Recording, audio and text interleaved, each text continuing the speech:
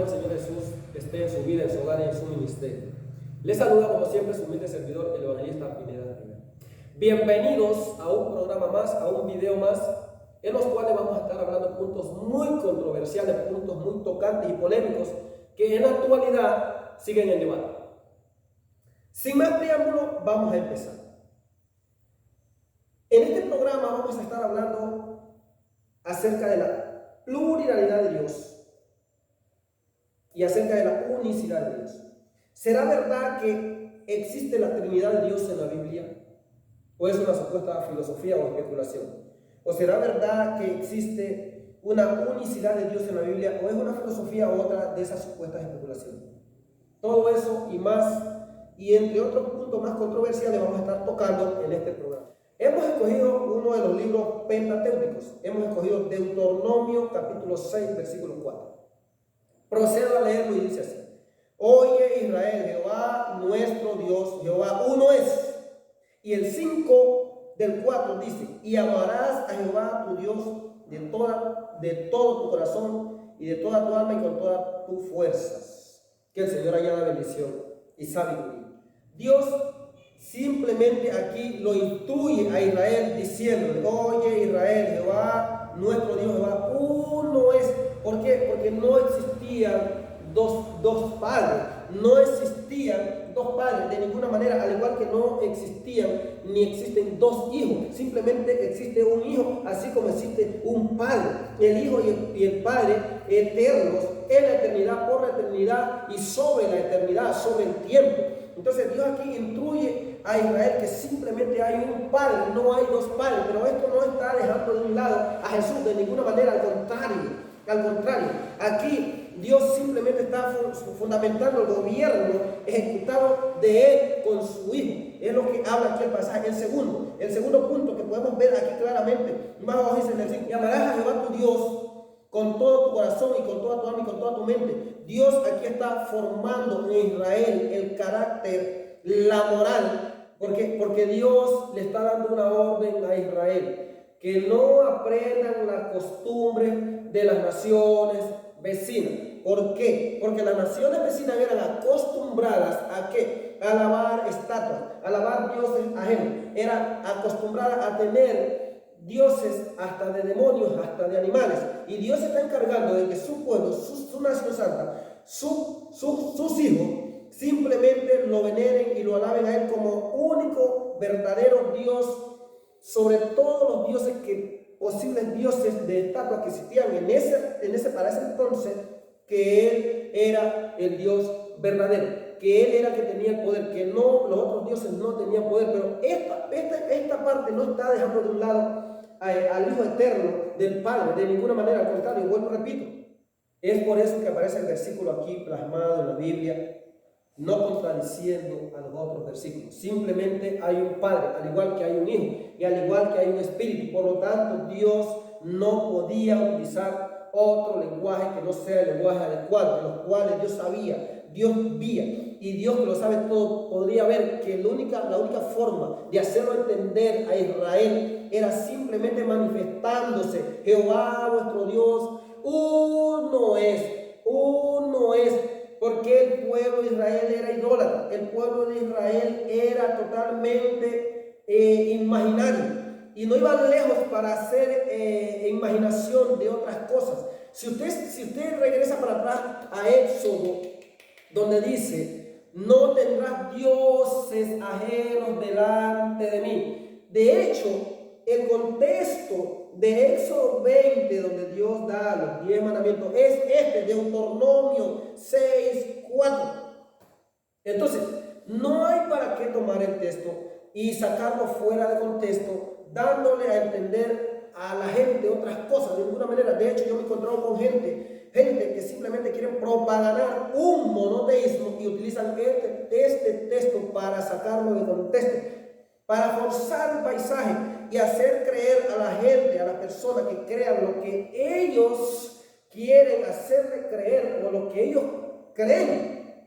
Pero de ninguna manera este versículo está contradiciendo a Génesis 1:1, a Génesis 1:26, Génesis 3:22, de ninguna manera, a San Juan 1:1, donde habla el verbo, de ninguna manera. Proverbios 34 no está contradiciendo a San Juan capítulo 17 versículo 5, de ninguna manera. A San Juan capítulo 8 versículo 16 no lo está haciendo. A San Juan capítulo 14 versículo 23 no está contradiciendo, está fundamentando el gobierno ejecutado por el Padre dado al Hijo. Es lo que está alimentando Dios. Si Dios hubiera utilizado otro método, otro lenguaje, se hubiera manifestado a Israel de una manera plural, en este caso, imagínense qué iba a pensar el pueblo de Israel. Y con esto quiero decir que ellos que no sabían, el pueblo de Israel sabía que Dios, Jehová, el Padre, tenía un hijo. Por lo tanto, el hijo era sujeto al Padre. Quiero que vaya conmigo al libro de Daniel, capítulo 7, versículo 9, para seguir en coordinación con Deuteronomio 6:4. Daniel, capítulo 7, versículo 9, dice así: estuve mirando hasta que fueron puestos tronos, y se sentó un anciano de días, cuyo vestido era blanco como la nieve. Daniel, capítulo 7, versículos 13 y 14, ahí mismo estamos. Dice así: miraba yo en la visión de la noche, y he aquí con las nubes del cielo venía uno como un hijo de hombre, que vino hasta el anciano de días, y le hicieron acercarse delante de él. Si ustedes ven,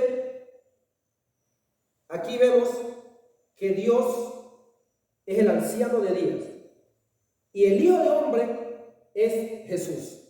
Si podemos ver, Dios utiliza métodos, Dios utiliza lenguajes, Dios utiliza formas de que solo Él en su soberanía puede dar y darse cuenta de que esa es la forma, esa es la manera de que el hombre puede entender. Al pueblo de Israel se le presentó Jehová vuestro Dios, Jehová uno es, no dejando a un lado a la coexistencia, a la coeternidad de Jesús con Él, ni tampoco queriendo decir que Él es el mismo Jesús de ninguna manera, porque si bien si desde Génesis podemos ver que Dios empieza hablando en orden, empieza demostrando su espíritu, y el contexto de Génesis 1:1, nos vamos a San Juan 1:1, Dios empieza siempre demostrando que Él nunca estuvo solo, que siempre estuvo con su verbo al lado de Él. ¿Y cuál es su verbo? Jesús. Aquí lo confirma, el Hijo del Hombre es Jesús. ¿Por qué? Porque si bien sí, de una u otra manera Dios no podía utilizar otro método que no sea este. Si podemos ver en Apocalipsis, Jesús, Dios mismo lo presenta como un cordero. Son formas, son lenguajes, son métodos que Dios utiliza para mostrarse, para darse a conocer, pero no queriendo decir que Jesús es el mismo Jehová, que Él es el mismo Jesús. De ninguna manera lo resalta, lo distingue.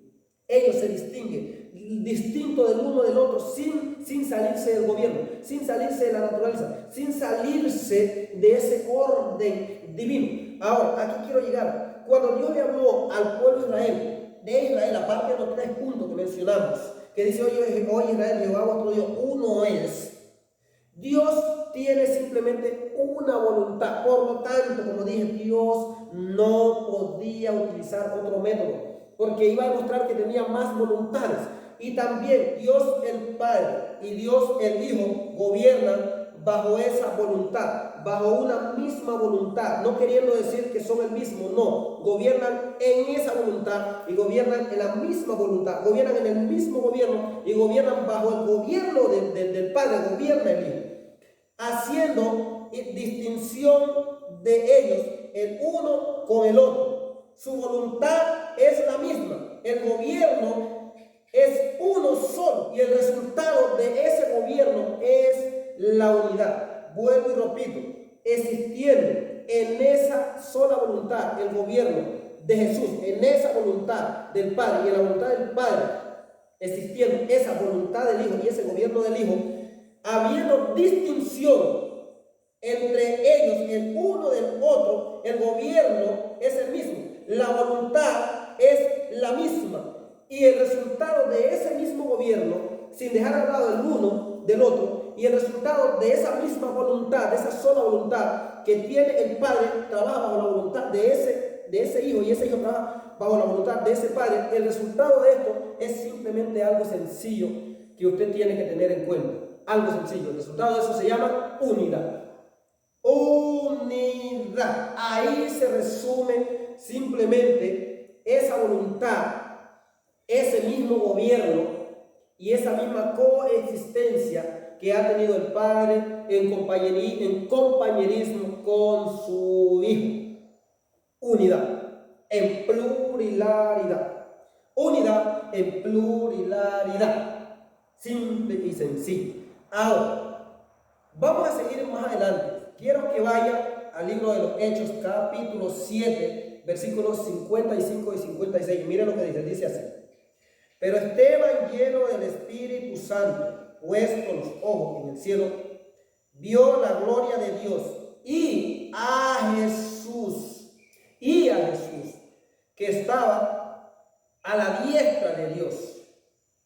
Y el 56 dice, y dijo, he aquí veo los cielos abiertos, y al Hijo del Hombre que está a la diestra de Dios. ¿A quién? Al Hijo del Hombre. Ahora, si Dios hubiera permitido a Esteban que Esteban lo vea a Jesús de otra forma que no haya sido la que él lo dio a conocer a Jesús en esta tierra, entonces ¿qué iba a pasar? El problema, hermano, es que para entender el lenguaje de la Biblia hay que tener sabiduría. La Biblia se interpreta a sí misma. Dios utiliza métodos en los cuales usted ve que uno puede entender, que Dios sabe que uno lo puede entender, que Él ve que uno puede aprender. Aquí dice, ¿por qué? ¿Quién es el Hijo del Hombre? Jesús. No, el Hijo del Hombre es Jehová. De ninguna manera, no, el Hijo del Hombre es el Padre. No hay que sacar textos fuera de contexto para hacer un monoteísmo o para hacer sectas, de ninguna manera.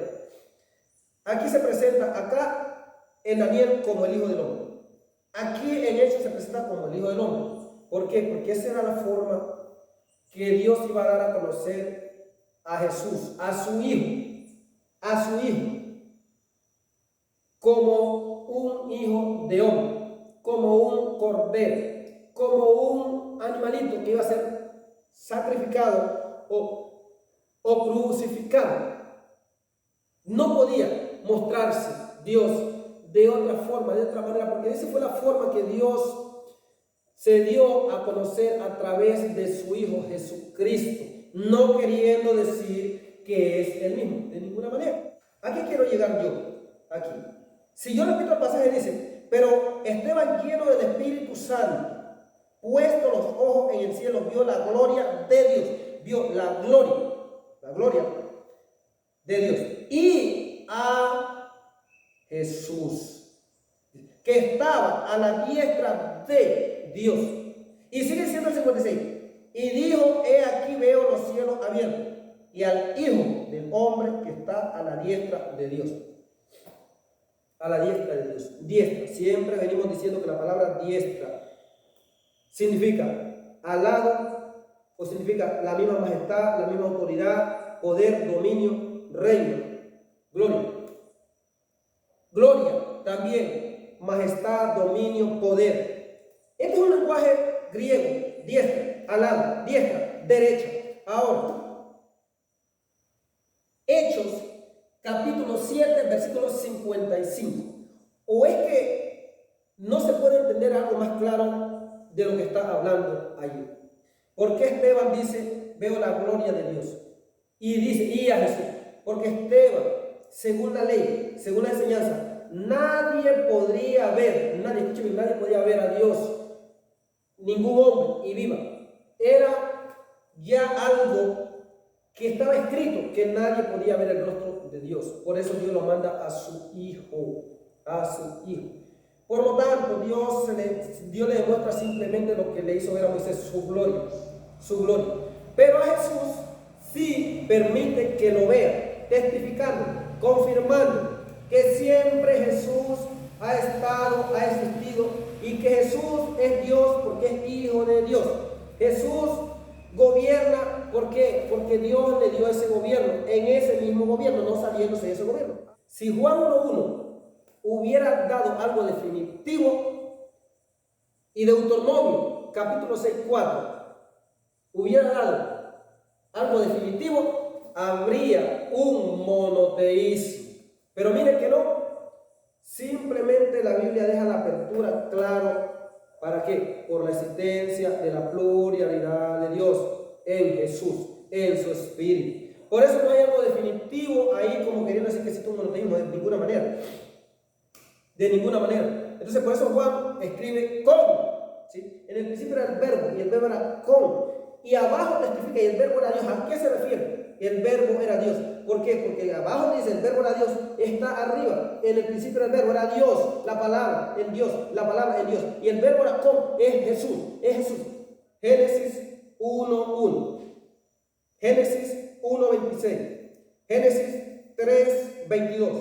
San Juan 1:1 en adelante. Si estos libros, estos pasajes que antes mencionados en la Biblia hubieran dado algo definitivo, entonces podríamos decir que sí existía un monoteísmo o una unicidad en la Biblia. Pero estos versículos que he dado, Génesis 1:1, Génesis 1:26, Génesis 3:22, San Juan 1:1 en adelante, no dan algo definitivo a una supuesta unicidad en calidad de único, a un supuesto monoteísmo. No dan algo definitivo de ninguna manera. Al contrario, estos versículos resaltan la pluralidad de Dios.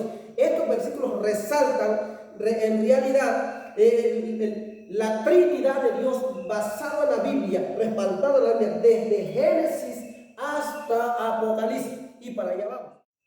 Entonces, si estos versículos hablaran de algo definitivo, de un monoteísmo o de algo singular, hermano, varias personas que fuerzan los pasajes entonces tuvieran razón en lo que están diciendo, pero no, de ninguna manera.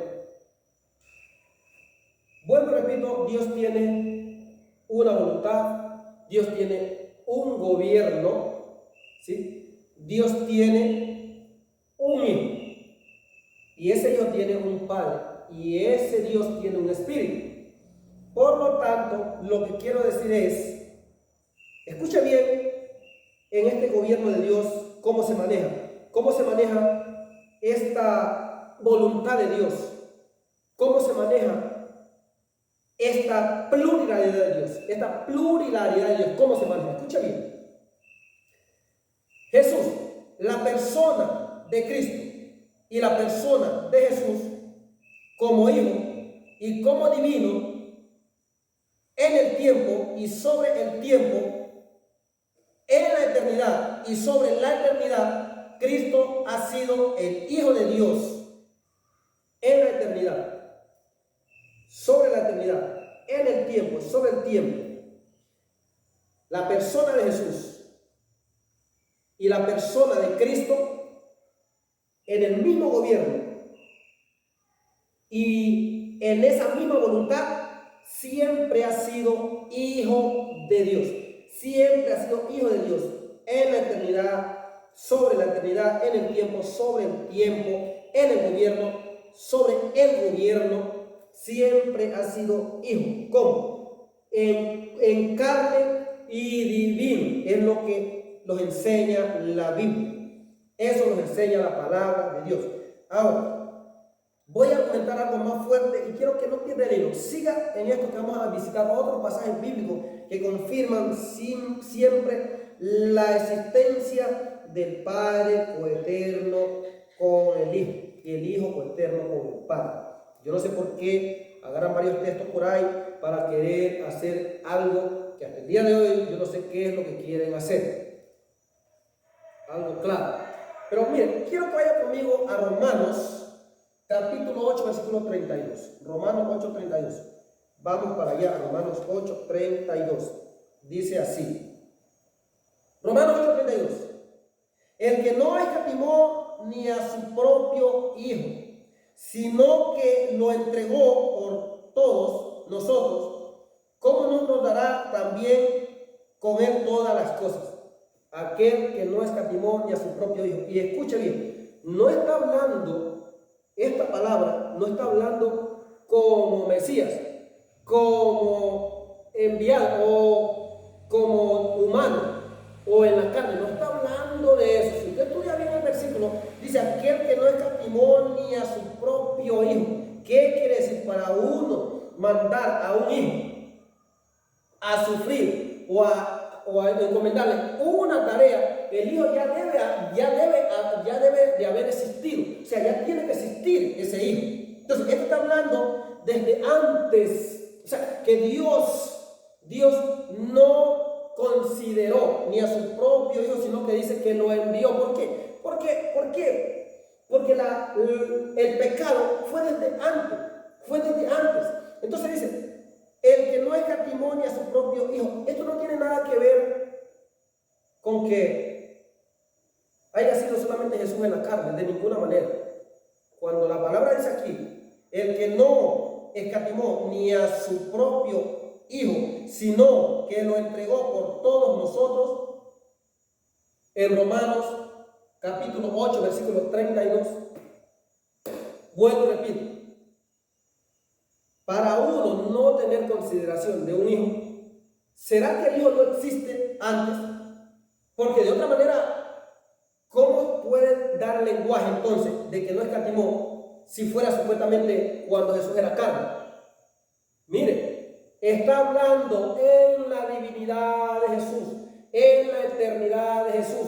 Dice que Dios no lo escatimó, no lo consideró, sino que dice que por amor a la humanidad le encomendó la tarea que se despojara, que siendo Dios, ese verbo se encarne, pero no está hablando del Padre que se hizo hijo, no. El Hijo, el verbo de Dios, tomó un cuerpo de carne. Ese verbo se encarnó, se hizo carne y vino. Aunque era hijo arriba, antes de que esto fuera, aún en la carne también vino a ser hijo. Divino y vino a ser hijo en la carne, en la humanidad. Es claro el versículo. Yo no sé por qué quieren algunos torcer el versículo por ahí, pero la Biblia es clara y se interpreta así mismo. Entonces, algo claro ahí que no entiendo por qué algunos por ahí quieren confundir y hacer creer lo que ellos quieren hacer creer o lo que ellos entienden, forzando el pasaje bíblico. Hebreos capítulo 6, versículo 18 dice así: para que por dos cosas inmutables, en las cuales es imposible que Dios mienta. Para que por dos cosas inmutables es imposible que Dios mienta. ¿Será posible que si Dios testifica acerca de su hijo y dice que tiene un hijo, ustedes creen que Dios va a ser mentiroso para decir que ese hijo es el mismo? O sea, no. La Biblia dice que Dios no miente. Y Dios, vuelvo y repito, el origen de Dios, la naturaleza, atributo de Dios, ¿sí? Y la santidad de Dios es la verdad. Es la verdad. Dios no miente. Y Jesús tiene la naturaleza de Dios. Jesús tiene la divinidad de Dios. Jesús tiene el Espíritu de Dios. Por lo tanto, al tener la esencia de Dios, la imagen, la sustancia, por lo tanto significa que Jesús tampoco miente. ¿Por qué? Porque su Padre no miente. Ahora, Jesús también aparece diciendo que Él es hijo y no padre. Él es hijo y no padre.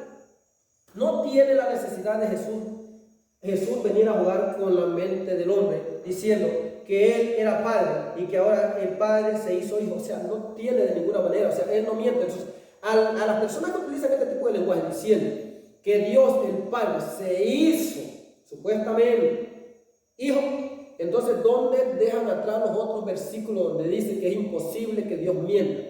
Que de Dios no sale mentira. Es imposible, es inmutablemente que Dios mienta. La palabra inmutable es una palabra que no varía, una palabra que no cambia. Eso significa inmutablemente. O sea, no hay una variación, no hay un cambio. Es una palabra veraz, es una palabra 100% confiable y segura. Y si salió de la boca de Dios, eso quiere decir que no va a cambiar, siempre va a ser la misma. ¿Qué dice Dios? Es imposible que Dios mienta. Si Dios dice que tiene un hijo, mi amado televidente, Dios no está mintiendo. Dios tiene un hijo. Y ese hijo se llama Jesús. Jesús también dice en San Juan capítulo 14, versículo 6, dice que Él es el camino y Él es la verdad, Él es la verdad. Y Él dice que Él no vino a hacer su voluntad, Él vino a hacer la voluntad del Padre. Ahora, ¿qué vemos por voluntad? Voluntad vemos por deseo, vemos por consentimiento.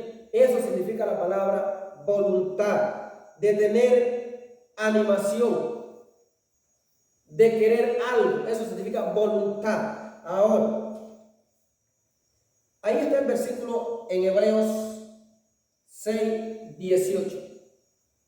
Dios es imposible que mienta. Si Dios dice que Él tiene un hijo, Dios no le está mintiendo. Dios no va a jugar a ser ventrílogo, postrado supuestamente Jesús en una cruz, y de repente jugar con la mente del hombre, y ahora sí coger y hablar en el cielo y decir que es el mismo. ¿Qué locura es esa? O sea, ¿qué estamos hablando? Dios no va a ser mentiroso para ahora sí decir de la cruz, Padre.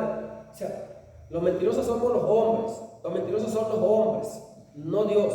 Si Jesús en la humanidad clamaba a un Padre, no estaba hablando ni con su mismo espíritu de ninguna manera. De hecho, Él entregó su espíritu al Padre. Entonces, ¿por qué? ¿Por qué el término que Él estaba hablando con su espíritu? Entonces, si estaba hablando con su espíritu, hubiera dicho, y en la cruz, y Jesús entregó su espíritu a su espíritu. O sea, cosas locas, mi hermano, que yo no entiendo de dónde salen esas locuras de por ahí, de que estaba hablando con su espíritu, que estaba hablando con los ángeles, de ninguna manera. Dios estaba hablando con su Padre. Jesús estaba hablando con su Padre.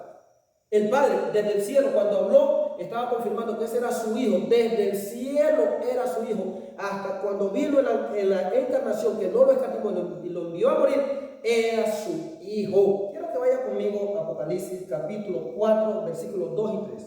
Y dice así, Apocalipsis capítulo 4, versículos 2 y 3. Y al instante yo estaba en el Espíritu, y he aquí un trono establecido en el cielo, y en el trono uno sentado. Quiero que vaya conmigo ahí mismo, Apocalipsis capítulo 5, versículos 6, 7 y 8. Estaba en pie un cordero, y vino y tomó el libro de la mano derecha del que estaba sentado en el trono. ¿Qué hizo el cordero? Tomó el libro de la mano derecha del que estaba sentado en el trono. Y dice así: y cuando hubo tomado el libro, los 4 seres vivientes y los 24 ancianos se postraron de todo linaje, pueblo y nación. Antes, un cordero. Dice que los 24 ancianos se postraron. Jamás los 24 ancianos se le iban a postrar a un animal. Era algo ilógico. Jamás iban los ángeles y los 24 ancianos a adorar a un animal. No está hablando de un animal, está hablando de Jesús. De Jesús. Pero ¿qué pasa? Dios no podría mostrársele a Juan de otra manera, porque fue así como Juan conoció a Jesús, como ese cordero, inmolado, muerto, inmolado, sacrificado. Eso significa eso. Estas son maneras metafóricas, simbólicas, que Dios da a conocer su pluralidad, da a conocer su Trinidad en la Biblia de una manera progresiva, desde Génesis hasta Apocalipsis. Es imposible creer que la Trinidad no está en la Biblia, está plasmada desde Génesis y Apocalipsis. ¿Para qué voy a argumentar otros textos o contextos fuera de contexto diciendo que Jehová es el mismo Jesús? De ninguna manera. De ninguna manera. Para culminar con el tema, tenemos aquí algo relativo al gobierno de Dios basado en Jesús. Esto es así. El gobierno de Dios, un gobierno. La voluntad de Dios, una voluntad. ¿Sí? En su pluralidad. Jesús es Dios no separado de Dios. Jesús es Dios no separado de Dios. El Padre es Dios no separado del Hijo. ¿Por qué? Porque es un solo gobierno, una voluntad. Ahora, Jesús es Dios dentro de Dios. Dios gobierna dentro de Jesús, no separado, es un solo gobierno, es una sola voluntad. Jesús es Dios sin ser el Padre. Jesús es Dios sin ser el Padre. Dios es el Padre sin ser Jesús. ¿Por qué? Es una sola voluntad, es un solo gobierno. Ahora, Jesús es Dios en el gobierno de Dios el Padre. Y el Padre es Dios en el gobierno dado a su Hijo. ¿Por qué? Porque es una sola voluntad, es un solo gobierno. Algo claro que nosotros tenemos que resaltar en la Biblia, y esto sigue. Jesús es Dios por Dios, el Padre. Jesús es Dios por Dios, el Padre. Y el Padre es Dios en Jesús. Porque es una sola voluntad y es un solo gobierno, sin que estén divididos. Son distintos, se distinguen, pero tienen un solo gobierno y una sola voluntad. Por lo tanto, el Padre Dios Yahvé hizo Dios a Jesús, su Hijo. ¿Por qué? Porque Él es Dios y al hacerlo Dios a Jesús, ¿por qué Jesús se hace Dios? Porque por lo tanto viene siendo hijo de Dios. Por lo tanto tiene que poseer la misma voluntad, la misma naturaleza, la misma esencia, la misma imagen, la misma sustancia. Por lo tanto, Jesús es Dios porque es hijo de Dios. Dios hizo Dios a Jesús, su Hijo. ¿Por qué? Porque Él es Dios y por lo tanto, por la misma voluntad y por el mismo gobierno, por la misma naturaleza, Jesús es Dios, no separado de Dios, siendo distintos. ¿Por qué? ¿Por qué no separados? Porque trabajan en el mismo gobierno, en unidad, y tienen la misma voluntad, y dentro de la voluntad trabajan en esa voluntad y tienen el mismo espíritu. Por lo tanto, siendo distintos, distinguiéndose, son Dios en un solo gobierno. Ahora, seguimos. Jesús es Dios porque es hijo de Dios. ¿Por qué? Por la naturaleza. Porque tiene los atributos, la imagen, la sustancia. ¿Por qué? Porque tiene lo mismo de Dios. No queriendo decir que es el mismo. No es el mismo, se distingue. ¿Pero por qué? Por la naturaleza. Es Dios Jesús. El Padre es Dios, lo hizo Dios por la naturaleza. ¿Por qué? Porque simplemente tienen un solo gobierno. Tienen una misma sustancia, esencia y una sola voluntad. Y bajo esa voluntad Jesús es Dios. No que sea el mismo, no que estén separados. Están en unidad, siendo distintos el uno del otro. Ahora, Jesús es Dios porque tiene la naturaleza de Dios, su Padre, como lo dije antes. Por eso, si Jesús simplemente como hombre no fuera Dios, entonces, ¿qué quiere decir esto? Entonces, que no tenía la voluntad de Dios, no vino entonces a hacer la voluntad de Dios. ¿Por qué? En la carne era hijo de Dios. ¿Por qué? En la divinidad era hijo de Dios y es hijo de Dios. En la eternidad es hijo de Dios. Por la eternidad hijo de Dios. Sobre la eternidad es hijo de Dios. En el tiempo es hijo de Dios. Sobre el tiempo hijo de Dios. En el tiempo es hijo de Dios. Y en la coeternidad siempre fue hijo. En la carne y divinamente. Hijo. Dios no miente. Esto relativo es ¿por qué? Por sus atributos, por su sustancia, sus naturalezas. Jesús es Dios. ¿Por qué? Porque el Espíritu de Dios es la tercera persona de la Trinidad y está en Jesús. Algo claro que está ahí en la Biblia plasmado, no lo podemos cambiar. Es la palabra de Dios. Jesús ¿es Dios? Sí. ¿Por qué? Porque es hijo del Padre. Por lo tanto, es Dios. ¿Jesús tiene una voluntad? Sí. ¿Por qué tiene Jesús una voluntad? ¿Por qué? Porque es la misma voluntad del Padre. Trabaja en esa coordinación. Trabaja en esa voluntad. ¿Tiene Jesús un gobierno? Sí. Porque es el mismo gobierno del Padre. Es el mismo gobierno, la misma idea, la misma forma de trabajo, la misma visión. Todo eso abarca. Por eso se dice, yo y el Padre uno somos. No queriendo decir que es el mismo.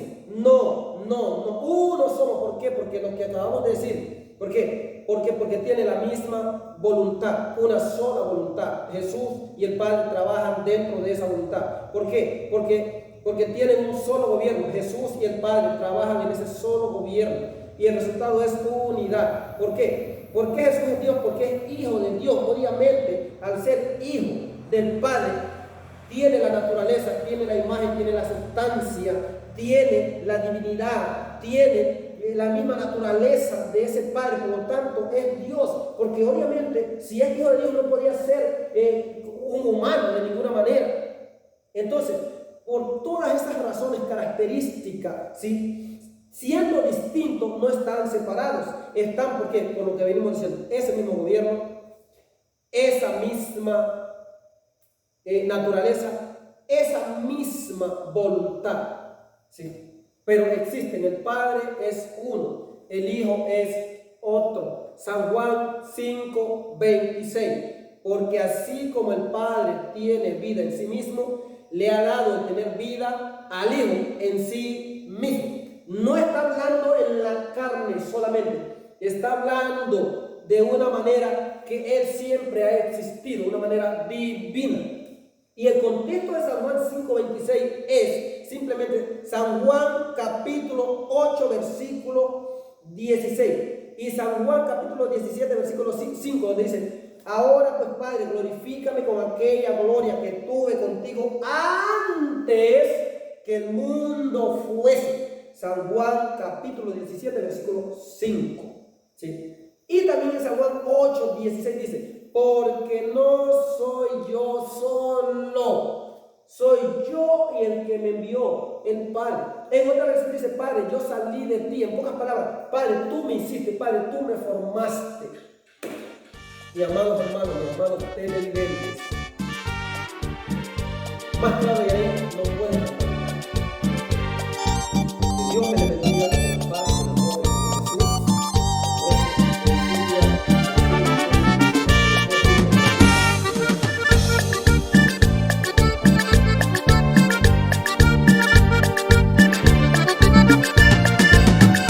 Desde que le conocí, yo le alabo a mi Señor.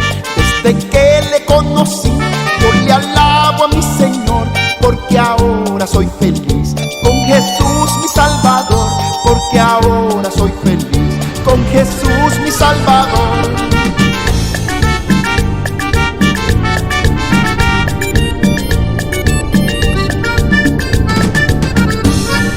Antes andaba triste, nomás llorando, a nadie le importaba mi gran dolor.